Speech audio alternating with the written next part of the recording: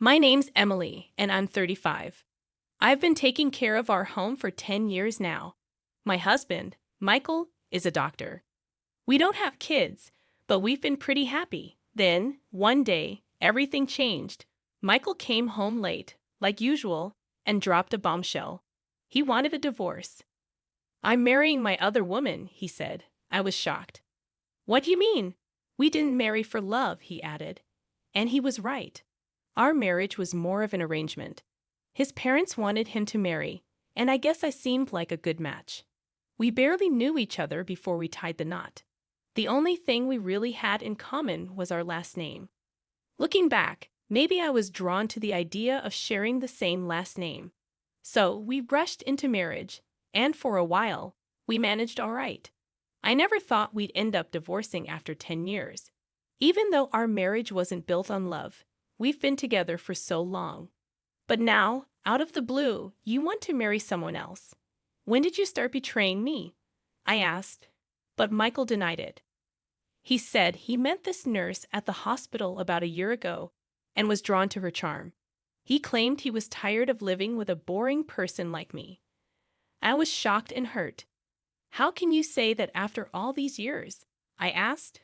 But Michael was cold. He said living with me had been like hell and that he was done. I agreed to the divorce, even though it broke my heart. But then Michael dropped another bombshell. He said we didn't even need to go through the legal process because he never officially registered our marriage. We were just living together, not legally married. I felt betrayed and angry. Michael had kept this secret from me all these years, and now he was using it to avoid giving me anything in the divorce. That day was supposed to be when he submitted our marriage registration, but instead, it was the day our marriage officially ended. I couldn't go because of an urgent matter, but it turns out he never submitted it. Not submitted? Are you joking? We've been living as a married couple for 10 years. It's impossible that you didn't submit it.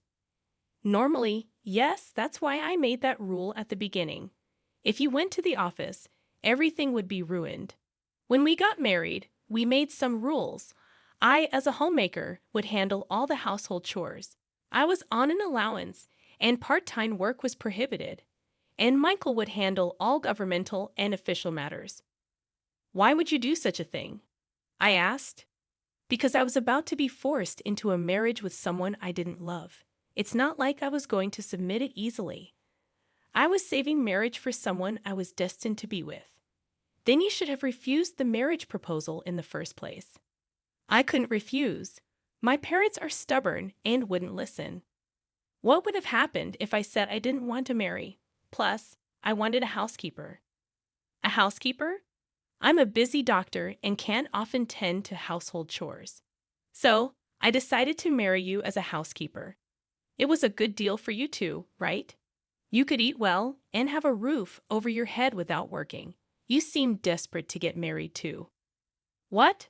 You were probably feeling pressured because your friends were getting married, right? Even though we weren't actually married, you were seen as the woman who married a doctor. This 10-year relationship was a win-win for both of us. That's all it was, and it ends today. You should be grateful for the good times you had. Now you have to live on your own without relying on others. I can't believe this. Oh, and one more thing.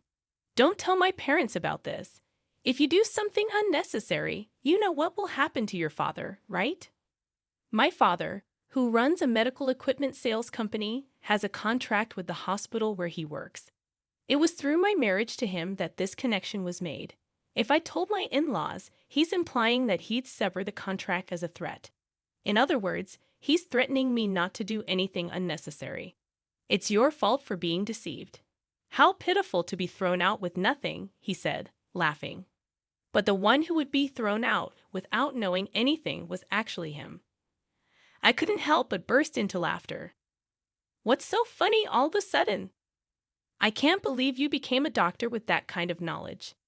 What do you mean? I knew all along about your mistress and that you didn't submit our marriage registration. That's impossible. That's why I've been preparing, waiting for the day you'd bring it up yourself, preparing to get my revenge on you. In fact, I had a gut feeling about my husband's infidelity for the past 6 months. but I lacked solid evidence to confront him. So, I decided to hire a private investigator to look into his affair. Ma'am, there are two things I need to tell you, the investigator said. The first is that your husband is indeed having an affair. We got evidence of him entering a hotel with a nurse from his workplace. And the second is from their conversations. There's a possibility that you two are not legally married. Not legally married? What does that mean? I'd overheard your husband and his mistress at a cafe. He said they didn't need to worry about alimony or property division since they never submitted a marriage registration. What? I can't believe it. We've been living as a married couple for 10 years. I don't know why he didn't submit the marriage registration. That's why he never let me handle any official procedures. Yeah, that seems to be the case. I can't believe this. How could this happen? It's rare to hear about not submitting a marriage registration for 10 years, but it's not unheard of. This is too much. Am I just supposed to accept this? If we were never married from the start, there's nothing I can do. Not necessarily. What do you mean? Let's make him pay for deceiving you for 10 years. First, we need to prepare without him noticing. And so, I began to prepare with the investigator to punish my husband. So, what if you knew we were never married from the start? So, it doesn't matter what I do with other women. I don't need to take any responsibility, he said, trying to brush off his actions. You said I was pitiful for not knowing anything, but it seems you were the one who was pitiful. What do you mean? We're considered to be in a common law relationship on paper. So what? You might not know, but you can actually claim alimony and divide property in a common law relationship. What? He didn't know that registering as a de facto marriage would backfire on him. You can make claims in a common law relationship. It's not well known, but yes, you can. Of course, there are some conditions. Looking at your case, it seems you meet them. What are these conditions? The common law relationship is established based on these two criteria. First, both parties must have the intention to marry. If it's just living together, that's cohabitation. Mutual intent to marry is key. That seems subjective and hard to judge. For instance, if you had a wedding ceremony or were recognized as a couple by others, it can be acknowledged. We've had a wedding ceremony, and our parents and friends know us as a couple. Then the first criterion is met. The second is living as if married. This includes sharing household life for over 3 years. You've been living together as a couple for over 10 years. As a homemaker, you've obviously shared the household finances. This is recognized as a marital relationship. So that means if you can provide proof of what we discussed, you can claim alimony and divide property. I'm not an expert in this area, so I'll introduce you to a lawyer. You can work with them to bring him down. After consulting the lawyer I was referred to, I was told that I could indeed claim alimony and property division from my husband. So I'm going to demand alimony and property division from you. I informed my husband, who turned pale. His confidence, which had looked down on me just a moment ago, was gone. But even if you can claim alimony and property division, you're just an unemployed woman. Do you plan to rely on your parents after being kicked out? Didn't I say I was preparing? I've already found a job starting next month. I've also got my eye on a new place. Don't worry about me. What he thought, I, a clueless homemaker, would be helpless, but the tables had turned. So, I'll make sure to discuss this with your parents, just so you know. Do you not care what happens to your father if they want to break the contract? Let them. Sure, you were the link to the hospital, but the contract continued because of my father and his company's efforts. Whether or not they keep the contract is up to them. Let's see if they'll break a contract just because the doctor's wife of 10 years was a lie. Try saying that you, my father, and I won't be affected if the contract is broken over this. It only shows the depth of their trust. We'll just find another hospital to partner with. Saying this, I took out my phone. You're not calling your parents, are you? That's exactly what I'm doing. Our parents think we're still married. It's only natural to inform them if this relationship is ending. Then, to my surprise, my husband began to apologize to me. Please, let me talk to them. Don't call. Why? You know how strict my parents are. If they find out about this, I'm done. What does that have to do with me, huh? You're asking me not to tell the truth because your parents are strict. Are you kidding? You could have refused the marriage from the start if you didn't intend to marry. After 10 years of a selfish marriage, you're afraid of your parents finding out. I can't accept such a convenient story. But I can accept your story. I'll make sure to tell both your parents and mine. And so, I called both sets of parents. All four were shocked upon hearing my story. A meeting was promptly arranged at our house. I've heard everything over the phone. Is it true that you pretended to be married for 10 years without submitting a marriage registration? Speak up, you foolish son. It's true. I didn't submit it. Why would you do such a thing? Didn't you think about how Emily would feel? I had no choice. No choice, you say? How can you even say that? It's actually your fault, Dad and Mom. I didn't want to get married yet. You started looking for a bride on your own, saying it was time I got married. You arranged meetings and tried to force a marriage on me. You're the one who agreed to the marriage, aren't you? I had to agree. If I had refused, you would have made a fuss about it. So, I decided to get married. If you were resolved to marry, why didn't you submit the marriage registration? I read about a man on the internet who was in the same situation. He didn't want to marry, but had to because of his parents. He lived a married life without submitting the registration, then revealed the truth when he found someone he truly loved. That's appalling. And what happened to that guy in the end? He's now married to the person he loves and has a real marriage. So I too will marry my girlfriend and have a real marriage. Then my parents, who had been silent until now, spoke up after hearing his reasoning. A real marriage, huh? Sure, you might not have had a love marriage, but do you remember what you said at the wedding? We will never forget to care for each other and build a home full of smiles. What did those words mean to you? What were we shown then? We sent our daughter to you hoping for her happiness. But you deceived her for 10 years without submitting a marriage registration. Did you build a home full of smiles? Now you're leaving her for another woman. Can someone who acts without a shred of care, even if they change partners, truly have a real marriage? Well, I was happy you married our daughter, not just because you were a doctor. I thought she could build a happy home with someone as sincere as you. But it seems we were mistaken and deceived. And you threatened our daughter. If she told us about this, you'd cut off the contract with our company. What? Seriously. If you're going to threaten our daughter, we'll cut off the contract ourselves. Be warned. We will tell the truth when asked. Why? If you do that, there will be rumors at the hospital. Rumors? Well, yes, but that's the result of your own actions. You were the one who threatened us with cutting off the contract. My husband was in complete panic at this unexpected turn of events. Please wait. This is getting out of hand. Let's just talk. Don't mess with us. My father-in-law grabbed my husband by the collar, furious. We didn't raise you to be such a scoundrel. What were you thinking? Father, please stop. By not submitting the marriage registration, you might have thought you were doing yourself a favor.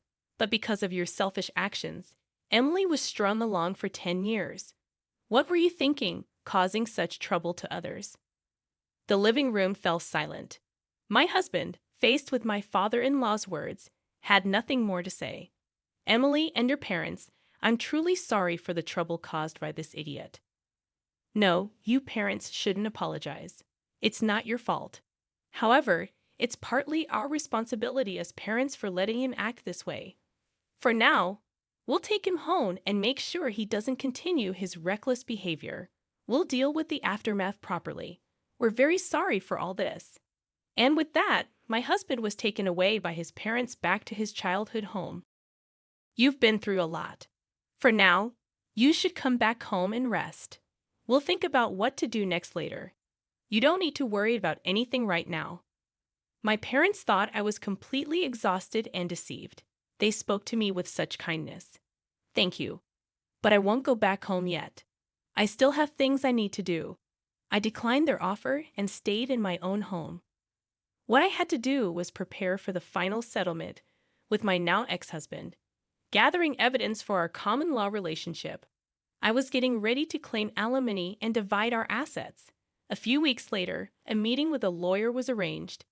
However, even if I agree to alimony, why should I divide my property? She's been a homemaker for 10 years, never working a day. All the furniture, clothes, food. I paid for everything. Now you're telling me to hand over the money I worked hard for? He ranted, unable to accept that his money would be shared with me. Yes, that's correct. The money you earned and the furniture are subject to property division. Why does it have to be like that? Who did the housework while you were working? Who cooked meals with the groceries you bought? That's irrelevant now. No, it's very relevant. A homemaker is entitled to property division because housework and childcare have economic value. Speaking as a human, not just a lawyer, do you think housework is something anyone can do? That it's just expected of a homemaker? The reason you could live freely is because of her support. Don't get that wrong. What? And this situation is a result of your actions, yet you have the audacity to be selfish. What did you say? Never mind.